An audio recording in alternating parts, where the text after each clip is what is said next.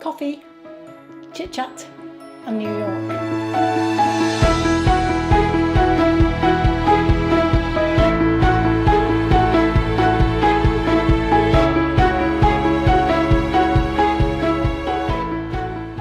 Hi, my name's Christine L. Conroy. Welcome to Happy Stuff and Fluff, a channel for women over 50 who are getting happy and growing younger. Please consider subscribing and join us. We'd love to have you with us. Okay, well, hi everyone. So I'm back from New York. I still have a bit of a sore throat and I'm certainly jet lagged, but we did have a fabulous time, as I'm sure you knew we would have. We did everything that we set out to do, which wasn't very much, and I'll explain my system of planning for holidays, but we went ice skating, we went to the Rockettes, see the Rockettes, we went up to the top of the rock, went through Central Park, we did all kinds of things. But what I wanted to say to you is just a couple of tips really in terms of planning these kind of trips.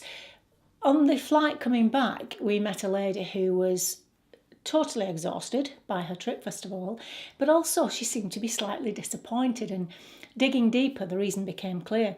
She had a list of things she wanted to do while she was in New York, because of course, and I understand this, she felt that she may not ever get back there, so she had a list, 1, 2, 3, 4, 5, of all the things she wanted to see, and the days and times that she was going to do all of these things. What she did not account for was the length of time it took to get from A to B. Remember, this is New York in December. Now, although I expected it to be busy, I have never seen so many people and so much traffic in my life. Now, we have London. London is busy. Nothing compares to this. There were times we were on the pavement at the sidewalk when the people stopped. It was a people jam. I couldn't move. So it was a little bit like that. So of course, if the pavements were like that, you can imagine the traffic. This poor lady had planned to get from A to B and given herself like 5 minutes to get there, was discovering it was taking her an hour or more. And then one day, presumably because he knew we were there, of course, Donald Trump decides to visit, and then they shut off all the roads. And so it was complete pandemonium. So this poor lady then had things on her list that she didn't manage to do. And so she was disappointed. My takeaway from this, or takeaway I'd like to offer to you, is if you are like that, please don't be quite so rigid with your plans that if you don't manage to do something on them, you become disappointed, because that can ruin your whole trip, which is such a tragedy, which is what I felt for this lady. I mean, we did obviously have to book ahead certain things, which is what we did, but not many. The other thing is something that we, in positive psychology, a theory that researchers shown to us, is something called the peak end theory. So I apply to this to practically everything I do, from the courses I've run and Wright to the holidays that we go on. And it's the idea that when you have an experience or when something happens to you, you only actually remember the peak of that experience and the end of it. Now, how we can put this to good use is, for example, our trip to New York.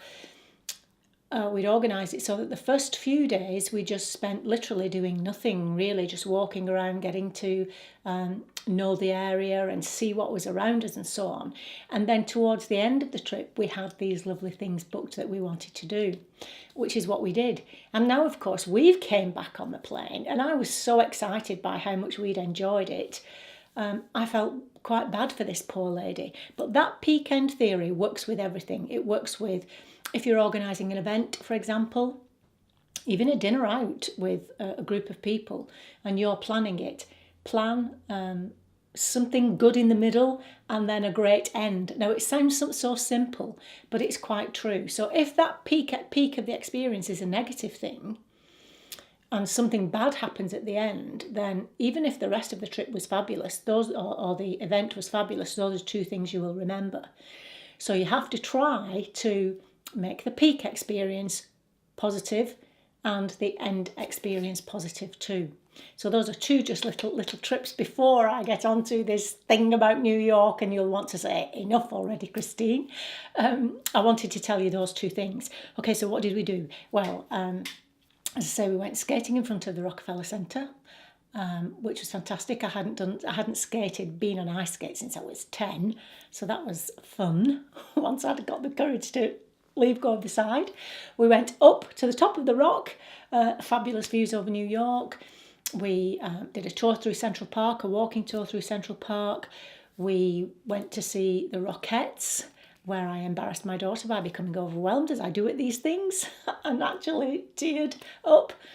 And the other place, which is close to my heart, and you'll see at the end, I put a little montage of a few things that we saw at the end of this film, was the Guggenheim Museum. Now that might sound a little bit dull to some of you, but you have to remember, as I told you, my first degree is art and design history, and I spent 4 years looking at this building in books, on PowerPoints. I even wrote an essay about it, about Frank Lloyd Wright and the story behind the building of the Guggenheim Museum. So when I very first saw the building many years ago, I stood in front of it and wept. I know. And this time I was still so excited, and obviously because I felt like that about it, I wanted Charlotte to see it too. So you'll see the building at the end if you don't know what I'm talking about, but it really is like a spaceship landed on Fifth Avenue in New York. So have a look at that. And as I said, the architect's Frank Lloyd Wright, if you want to have a look him up. The other thing was Dyker Heights. Now again, someone we met on the way home when we told them that we'd been to Dyker Heights was a little bit like, I'm afraid that's a little bit tacky. I went, oh. Now, well, as you can see, I myself am quite restrained. But at Christmas time, I think anything goes. And I think you'd only think this is tacky if you haven't been. Because it's a full area. If you don't know what Dyker Heights is, it's a full area, and most of the people in this area decorate their homes and how. And yes, they go over the top, but I think that's what Christmas is all about. There was only one house where I kind of didn't pay much attention to it and walked by, and that was because there was inflatables all over it and moving carousels. But these people raise a lot of money for children, and there were lots of children on the tour who adored it, so, good for them. These homes are beautiful homes without all the decoration. So the next time I go to New York, and I'm coming back, for those of you who live in New York, I'd like to go and see Dyker Heights without the decoration, because the houses are beautiful. So we thought that was delightful. We had great fun there, and you'll see some of the houses at the end in the film too. The other thing I must say, that I don't think I'm supposed to make sweeping generalisations like this anymore, but I love the sense of humour of New Yorkers. They make me laugh. Okay, let me qualify that. Not all New Yorkers have a good sense of humour, I'm sure, and I only met a few of them, but the ones that I did made me laugh. We, when we went out to dinner in restaurants, we got talking to people on the table beside us, and we just spent the whole time laughing. We had such a good time. I also managed to meet someone whom I only knew from Facebook, which I think is great. I've known her on Facebook for 4 or 5 years, and then we actually got to meet in person in New York, so that was fantastic too. Okay, I could go on because it was wonderful, it was exciting, it was tiring. We walked for miles. From the top to the bottom, I think. But there were some things that we didn't get a chance to do, and I will get back to do those, as I've said. So those of you who do live in New York, watch out, I'm coming back. Maybe we could meet up and have a coffee together. Another thing, I must just say, for some reason on the Facebook page, on the Happy Stuff and Fluff members group, when I came back, there was some 5 or 6 people wanting to be members of the Facebook group got deleted, just deleted.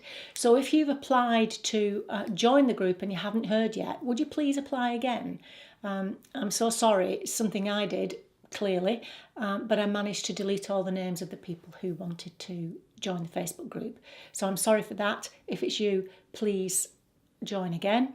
And the other thing is, for future reference, if you hit Happy Stuff and Fluff, actually Happy Stuff and Fluff, on the channel, just here, that will take you to the Happy Stuff and Fluff channel home page. And on there you can hit About. When you go to About, it has my email address on there, and my address actually. It has my email address on there, so if ever you want to email me, that's where you find my email address. Okay, I'm going to leave it there. I will be back soon. Until then, remember that on the Happy Stuff and Fluff channel, we are getting happy and growing younger. Thank you so much for being here. You know I appreciate you. See you soon. Bye-bye.